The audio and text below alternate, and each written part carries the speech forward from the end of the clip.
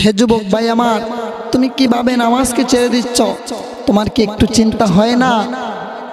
একটু পরে হয়তো তোমার মরণ হতে পারে, একটু পরে হয়তো আজরাইল এসে তোমার রূহকে নিয়ে যেতে পারে। তোমার কি একটু চিন্তা হয় না? একটু কবরের কথা চিন্তা হয় না?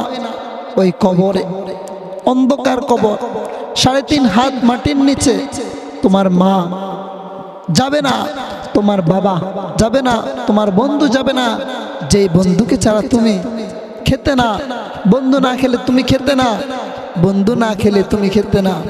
বন্ধু যদি বলে আমি এই জায়গার মধ্যে যাব না, তুমি বলতে আমিও যাব না, সেই বন্ধু তোমাকে কবরস্থান পর্যন্ত দিয়ে তার বাড়ির মধ্যে চলে আসবে। সে বন্ধু 3 দিন পরে, 5 দিন পরে তোমাকে ভুলে যাবে। হে যুবক, এখনো সময় আছে, আল্লাহর কাছে তওবা করো। যুবক, এখনো সময় আছে, তোমাকে বলছি আল্লাহর পথে চলে আসো। আল্লাহর রাসূল যে পথ দেখিয়ে গিয়েছে আমাদেরকে, সেই পথে চলে আসো। তাহলে উপায় থাকবে না। কবরের মধ্যে যাওয়ার মাত্র তোমাকে প্রশ্ন করা হবে মুনকার নাকির, তোমার রবকে, তোমার দিন কি, তোমার ধর্ম কি, তুমি কি রাসূলকে চিনো? যদি 3টা প্রশ্নের জবাব ঠিকভাবে দিতে পারো যুবক, তাহলে তোমার জন্য কবরটা হবে জান্নাতের বাগান।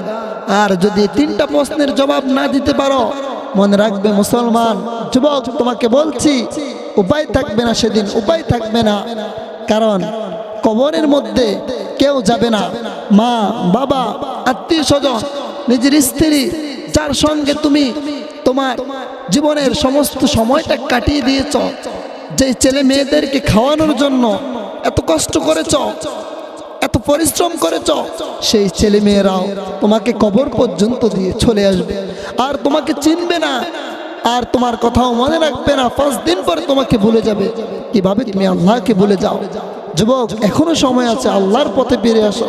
আজকে তুমি যৌবনের তাড়নায় পরে আমার আল্লাহকে ভুলে গিয়েছ। আমার আল্লাহ যদি 1 সেকেন্ডের জন্য তোমার নিঃশ্বাসকে বন্ধ করে দেয়, আমার আল্লাহ যদি 1 সেকেন্ডের জন্য তোমার নিঃশ্বাসকে বন্ধ করে দেয়, তাহলে এই দুনিয়ার জমিনে আর তোমার জায়গা হবে না। সবাই তোমাকে কবরের দিকে ঠেলে দিবে। কিন্তু তুমি তো এই চিন্তা করছো না। তুমি মনে করতেছো আর আমি এখনো যুবক আছি, এখনো ইয়াং আছি, এখনো স্ট্রং আছি, আমি এখন তো মরবো না, আমি বৃদ্ধ হলে মরবো না।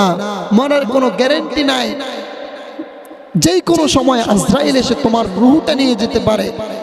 আজরাইল তোমাকে বলে আসবে না, আজরাইল তোমাকে কয়ে আসবে না তোমার কাছে।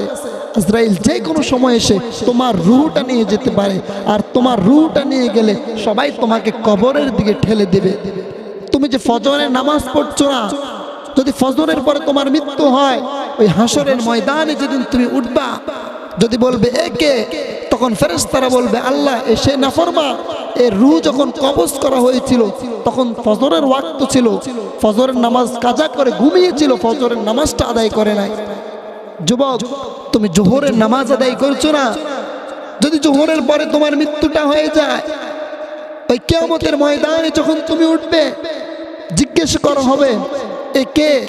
বলা হবে আল্লাহ। ফেরেশতারা বলবে আল্লাহ, এই ব্যক্তিটা সে যে জোহরের নামাজের সময় হয়েছিল, দোকানের মধ্যে, রাস্তার মধ্যে আড্ডা দিয়েছিল, কথা বলেছিল, বেহুদাই সময় নষ্ট করেছিল, তুমি আল্লাহর হুকুমকে মান্য করে নাই। বলবে যাও, এই নাফরমানকে আজকে জাহান্নামের দিকে নিয়ে যাও। যুবক, তুমি আসরের নামাজ ছেড়ে দিচ্ছ। আসরের সময় হলে তুমি খেলাধুলা করছো। তোমাকে বলছি যুবক, আসরের সময় যদি তোমার রূহটা কবজ করা হয়, ওই কিয়ামতের ময়দানে যখন তোমাকে উঠানো হবে, কিয়ামতের ময়দানে যখন তোমাকে দাঁড় করানো হবে, কি জবাব দিবে তুমি? আল্লাহ বলবে কে? বলবে আল্লাহ, এটা সে নাফরমান, আসরের সময় হয়েছিল, তার কাছে সময় ছিল, কিন্তু সে নামাজটা পড়তে আসে নাই, সে খেলাধুলায় লিপ্ত হয়ে গিয়েছে, গুনার কাজের মধ্যে লিপ্ত হয়ে গিয়েছিল, সে তোমার হুকুম পালন করে নাই। আল্লাহ বলবে যাও, নিয়ে যাও, এই নাফরমানকে জাহান্নামে ঢেলে দাও। মাগরিবের সময়, তুমি যখন মাগরিবের সময় হয়ে যাও, দোকানের মধ্যে বসে যাও, ফেসবুক টিপো, ইউটিউব দেখো, টিকটক দেখো, কিন্তু আমার আল্লাহ যে তোমার উপরে মাগরিবের নামাজকে ফরজ করে দিয়েছো, এটা তুমি মনে করো না। আল্লাহ পাক বলবে একে? ফেরেশতারা বলবে আল্লাহ, এটা সে নাফরমান যে মাগরিবের নামাজের আজান হচ্ছিল চারিদিকে, কিন্তু সে মোবাইল নিয়ে ব্যস্ত ছিল, টিকটক নিয়ে ব্যস্ত ছিল, ফেসবুক নিয়ে ব্যস্ত ছিল, আল্লাহ বলবে এই নাফরমানকে জাহান্নামের দিকে ঠেলে দেয়। কি উপায় হবে সেদিন আমাদের? কি বলবো আমরা আল্লাহর দরবারে? আল্লাহর কাঠগড়ায় তো আমাদের সবাইকে একদিন দাঁড়াতে হবে। আল্লাহর কাঠগড়া এমন একটা সময় চলে আসবে, আমাদের মাথার উপরে 1 বিঘা উপরে সূর্য চলে আসবে। যদি ওই দিন আমরা আমাদের আমল নামা যদি বাম হাতের মধ্যে দেওয়া হয়, ওই দিন আর আমাদের কোনো উপায় থাকবে না। মুসলমান, এখনো সময় আছে। যুবক ভাই আমার, বন্ধু আমার, এখনো সময় আছে। বন্ধু, নামাজের দিকে আসো, আল্লাহর দিকে আসো। দেখবেন আমরা যখন নামাজ আদায় করি, আমাদের মনের মধ্যে অন্যরকম একটা প্রশান্তি সৃষ্টি হয়, অন্যরকম একটা হাওয়া সৃষ্টি হয়। যখন ফজরের নামাজটা আমরা আদায় করি, এমন একটা মিষ্টি হাওয়া আমাদের শরীরের মধ্যে লাগে, এটা দুনিয়ার কোনো দামি এসি দিয়ে এই হাওয়াটা শরীরের মধ্যে লাগানো যাবে না। যখন আমরা ফজরের নামাজটা আদায় করি, এমন একটা মিষ্টি হাওয়া আমাদের শরীরের মধ্যে প্রবেশ করে, যে হাওয়াটা দুনিয়ার দামি কোনো এয়ার কন্ডিশনার মধ্যে পাওয়া যাবে না। দুনিয়ার কোনো সাগরের তীরে গেলেও এই হাওয়া পাওয়া যাবে না। কারণ রব্বুল আলামিন বলে, আমার যে বান্দা ফজরের নামাজটা আদায় করলো, আমার যে বান্দা ফজরের নামাজটা আদায় করলো, সে বান্দা আমি আল্লাহর হুকুমটা মানলো, আমি আল্লাহকে অনুসরণ করলো, আমি আল্লাহর কথাকে, আমি আল্লাহ তাকে 5 ওয়াক্ত নামাজ দিয়েছি, সে আমার কথা মতো আমি যে তার উপরে 5 ওয়াক্ত নামাজ ফরজ করেছি, সে নামাজগুলো আদায় করলো। এর বিনিময় আমি আল্লাহ তাকে ওই কঠিন হাসরের ময়দানে, যেদিন কিয়ামত কায়েম হয়ে যাবে, যেদিন কিয়ামতের দিন সমস্ত মানুষগুলো হাউ মাউ করতে থাকবে, যেদিন সন্তান মাকে চিনবে না, মা সন্তানকে চিনবে না, সন্তান থেকে মা আলাদা হয়ে যাবে, মা থেকে সন্তান আলাদা হয়ে যাবে, বাবা থেকে সন্তান আলাদা হয়ে যাবে, ভাই থেকে ভাই আলাদা হয়ে যাবে, বন্ধু থেকে বন্ধু আলাদা হয়ে যাবে। যেদিন তোমাকে কেউ চিনবে না, যেদিন তোমার কেউ আপন হবে না, সেদিন শুধু আপন হবে নবী মুস্তাফা। সেদিন তোমার আপন হবে আমার নবী, দুই জাহানের বাদশা নবী, নবী রাহমাতাল লিল আলামিন।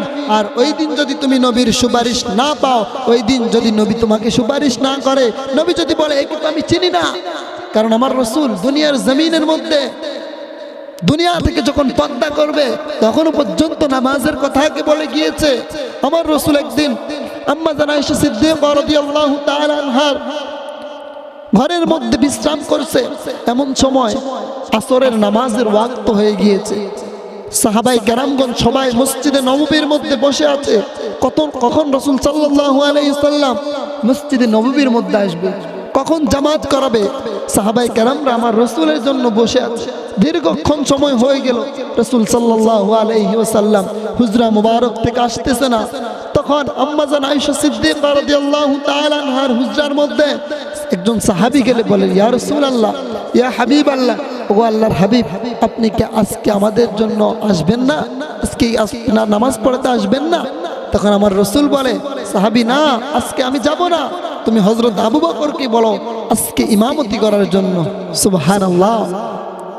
আবু বকর যখন ইমামতি করবে, আবু বকর ইমামতি দেখে আমার রাসূল সাল্লাল্লাহু আলাইহি ওয়াসাল্লাম দু চোখের পানিগুলো ছেড়ে দিবে। তখন বলবে, হে আবু বকর, তুমি কাঁদছো কেন?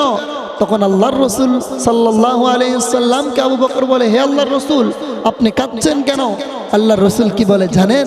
আল্লাহর রাসূল বলে, হে আবু বকর, আমি নবী যে নামাজ প্রতিষ্ঠা করার জন্য উহুদের ময়দানে কাফেরদের কাছে নির্যাতিত হয়েছি, বদরের প্রান্তরে কাফেরদের কাছে আমি যে নির্যাতিত হয়েছি, আজকে আমার দুঃখের কান্না নয়, এটা হলো সুখের কান্না। আমি নবী এত খুশি হয়েছি আজকে তোমার ইমামতি দেখে, কিয়ামত পর্যন্ত দুনিয়ার জমিনের মধ্যে আমার যে সকল উম্মতরা আসবে, তারা যদি এইভাবে 5 ওয়াক্ত নামাজ আদায় করে, তাহলে আমি নবীর জীবনে আর কোনো দুঃখ থাকবে না। আফসোস, আমরা ওই নবীর কথাকে আজকে মানতে পারি না, আমরা আজকে নামাজ ছেড়ে দিচ্ছি। মনে রাখবেন মুসলমান, আপনি নামাজ ছেড়ে দিয়ে যখন ঘরের মধ্যে ঘুমান, আল্লাহ বলে আমার মন চায় ওই ঘরের মধ্যে আমি আগুন লাগিয়ে দিই, কিন্তু আগুন লাগায় না কেন জানেন? আল্লাহ কি চাইলে আগুন লাগাতে পারে না? পারে, কিন্তু আল্লাহ কেন আগুন লাগায় না? ওই ঘরের মধ্যে ছোট বাচ্চা থাকে, মহিলা থাকে, এই জন্য আল্লাহ আগুন লাগায় না, তাহলে আল্লাহ চাইলে আগুন লাগাতে পারে। এখনো সময় আছে মুসলমান, নামাজের দিকে আসো, তোমার কল্যাণের দিকে আসো। নামাজ পড়লে তোমার উপকার হবে, নামাজ পড়লে কিয়ামতের ময়দানে তুমি নামাজের বিনিময়ে জান্নাতে যেতে পারবে। নামাজ পড়লে তোমার নেক আমল লেখা হবে। যদি তুমি নামাজকে ছেড়ে দাও তাহলে ওই কবরের মধ্যে তোমার সাপ বিচ্ছু তোমাকে কামড়াতে থাকবে। ওই কবর তোমার জন্য হয়ে যাবে জাহান্নাম, ওই কবর তোমার জন্য হয়ে যাবে জাহান্নাম, যে জাহান্নামের মধ্যে সাপ বিচ্ছু সমস্ত আযাব থাকবে। আর ওই দিন তোমাকে কেউ বাঁচাতে পারবে না, তোমাকে 70,000 শিকল দিয়ে বেঁধে ওই জাহান্নামের দিকে নিয়ে যাওয়া হবে। 70,000 শিকল দিয়ে তোমাকে জাহান্নামের দিকে নিয়ে যাওয়া হবে।